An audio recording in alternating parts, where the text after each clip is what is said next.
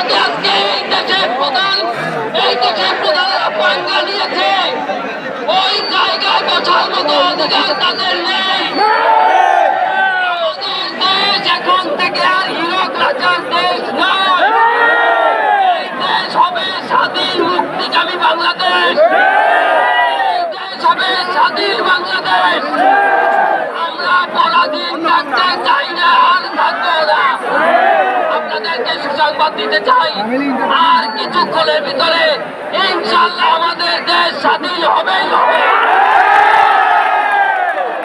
আপনারা